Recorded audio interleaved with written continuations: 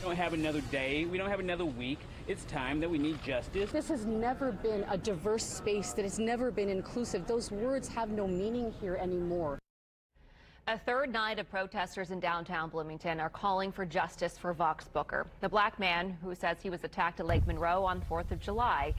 The demonstrations follow a big announcement from Booker and his attorney. Good evening. I'm Kylie Conway. And I'm Dan Klein. They want a grand jury to join the investigations.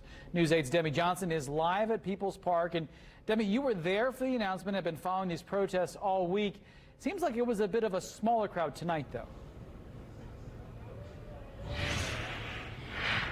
Much smaller. We saw a crowd of about 200 people here at People's Park, much smaller than earlier in the week where crowds were up to 500 people.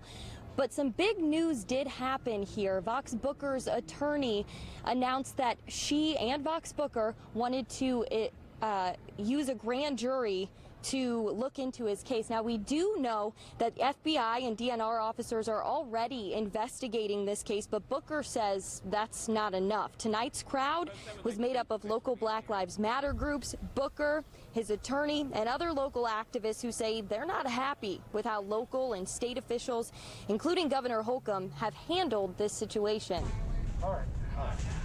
We have people who are hurting, a community that is in fear. You heard people say that the black people are afraid that they're going to be lynched or attacked at the lake. How much longer? And if Governor Holcomb is going to be the leader of the state, he needs to lead. He needs to go ahead and start the process. It should have been started yesterday.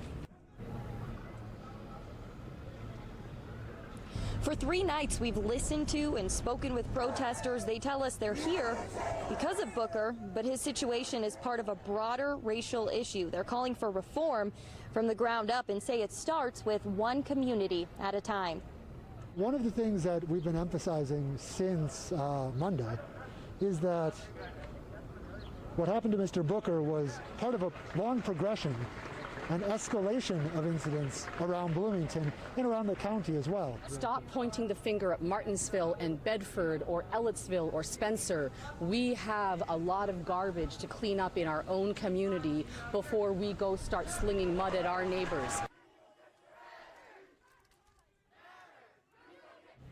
No charges have been filed in the case and no arrests have been made in the incident that happened on the 4th of July. Now, we did hear tonight that more events will be planned here in Bloomington next week. In Bloomington, I'm Demi Johnson for Wish TV, wishtv.com, and be sure to follow us on Facebook.